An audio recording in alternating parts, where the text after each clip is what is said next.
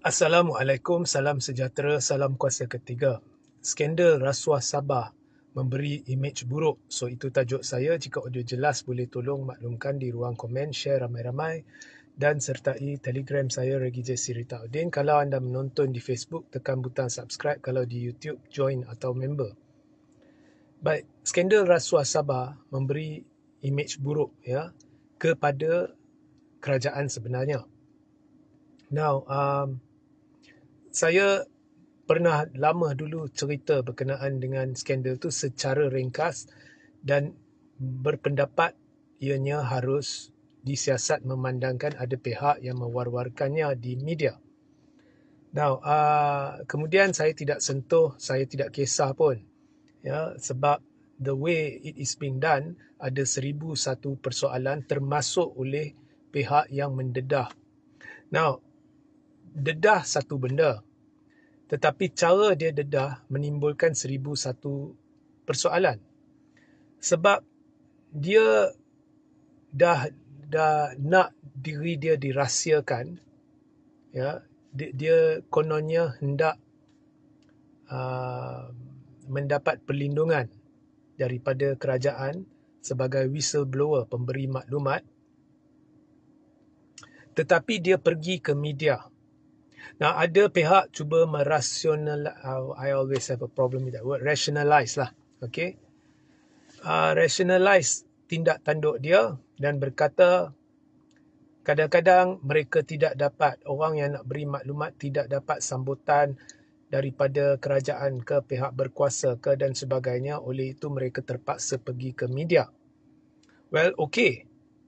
Tetapi sekali kamu dah pergi ke media dan sebenarnya telah mendedahkan siapa diri awak dan mendedahkan satu maklumat jenayah, maka undang-undang ataupun undang-undang yang menjadi keutamaan secara automatik ialah di negara ini ialah keperluan awak untuk membuat pendedahan penuh, kerana jika tidak awak boleh dituduh sebagai melindungi satu jenayah ataupun dalam bahasa Inggerisnya to conceal a crime, which can be translated as or can be interpreted by some people as abetting the crime.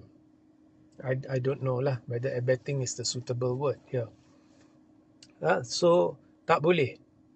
Dan pihak berkuasa boleh guna segala undang-undang yang ada untuk memaksa pemberi maklumat itu untuk memberi maklumat tersebut tanpa syarat. Maknanya tidak ada syarat, oh kamu lindungi saya dulu baru saya akan beri. Syarat itu tak wujud. Okay? So, adakah pemberi maklumat akan diberi perlindungan? Tidak ada undang-undang di negara ini yang mewajibkan kerajaan melakukan perkara itu. Jadi cara memberi maklumat dalam keadaan undang-undang yang seadanya amat mencurigakan, ya, dan kemudian dia so saya tak nak masuklah mendalamlah. So cara dia lakukan amat pelik, ya. Dan seterusnya kita sudah tahu dia sendiri terlibat di dalam jenayah itu. Kononnya dia telah menawarkan rasuah or something like that lah. Okay. So saya telah pernah mencadangkan bahawa ada pindaan ke atau undang-undang baru diwujudkan atau kedua-duanya sekali sebegitu rupa supaya dijadikan automatik bahawa pemberi maklumat wajib mendapat perlindungan sebagai whistleblower. Itu mengubah banyak perkara. So daripada pihak-pihak yang memperjuangkan isu ini meminta, ya,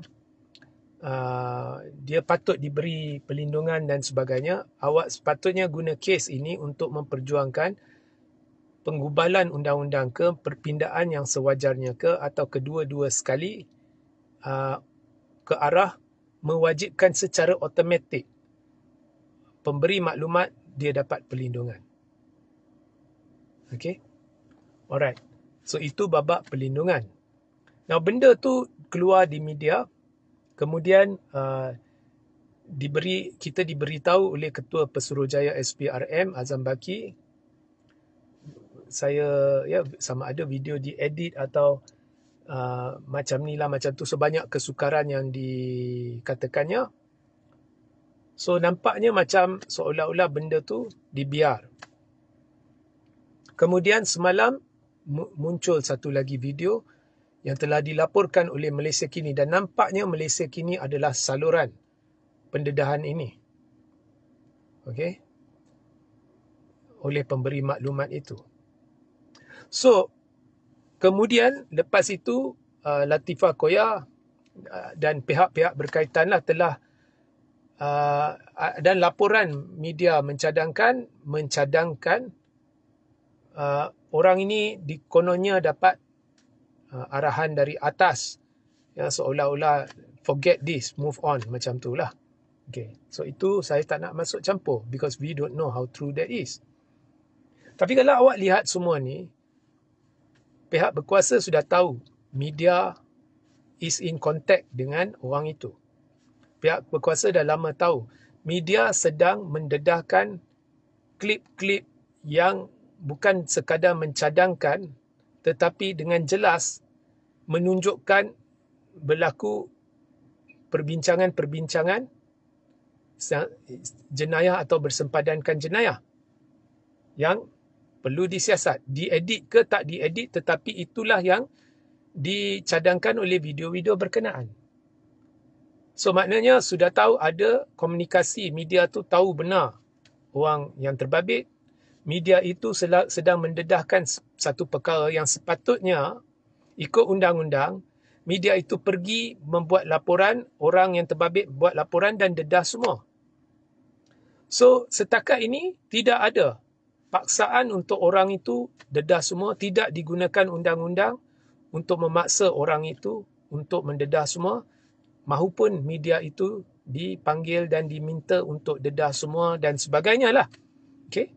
Sebaliknya diberitahu video tu tak jelas lah, diedit lah, so macam terbiar. Hanya semalam selepas satu klip lagi dikeluarkan, Azam Baki telah beritahu akan disiasat video penuh. So dah berapa lama ya? Ini akan membawa imej buruk kepada kerajaan. Now banyak sejak kerajaan ini tertubuh, banyak insiden-insiden yang boleh dikatakan ada berat sebelah dia, ada sini ada tindakan, sana ada tidak ada. Tapi saya boleh terima baik kalau dikatakan tak payah nak ratib yang lepas-lepas, kita move on. Yang tu saya boleh terima baik kebelakangan ini. Okey, boleh. Tetapi asyik berlaku perkara baru yang menimbulkan 1001 tanda tanya. Dan ini membawa impak buruk. Especially kerajaan yang sentiasa sebut nak lawan rasuah. Okay. Now why I say bawa impak buruk? Because, mengapa saya terpanggil untuk cerita benda ni? Because saya dulu bila skandal rasuah ni mula-mula meletus, saya lihat di umum, di luar, di Semenanjung lah, di Sabah saya tak tahulah. People not really into it tau. Dia tak begitu ambil perhatian ya. Dia baca, dia tahu kadang-kadang kalau kita sebut, dia akan sebut lah, oh yalah, mengapa tidak disiasat dan sebagainya, pelik. But they are not into it. Saya tak boleh rasa mereka benar-benar mahu menyelami isu ini. Tetapi selepas sidang Latifah Koya dan video semalam, benda ni benar-benar menjadi perbualan di luar. Itu yang mendorong saya membuat live ini untuk memberitahu bahawa benda ni akan membawa impak buruk. Ya. Sebab people are talking and they are really questioning why, mengapa boleh sampai lagu ni, mereka fikir dah habis dah, tiba-tiba lagi dia keluar di media. So why? So itu adalah sesuatu yang perlu diberi perhatian lah oleh pihak berkaitan. Ia sudah menjadi perbualan. Dan kemudian bila orang berbual benda ni, of course mereka akan korek balik yang lama-lama. Itu pun kalau kau ingat masa dulu yang ni ke yang ni. So bila benda-benda ni terjadi, orang sentiasa diingatkan dengan benda-benda yang lama, yang sepatutnya okey kita biar benda tu dah habis, kita move on kan. Tak ada. Orang cerita balik. So it's not good. Ya, dan kalau dulu benda-benda macam ini berat sebelah and all that, selalu saya dengar di kalangan orang Melayu, kalau Cina lebih kepada ekonomi.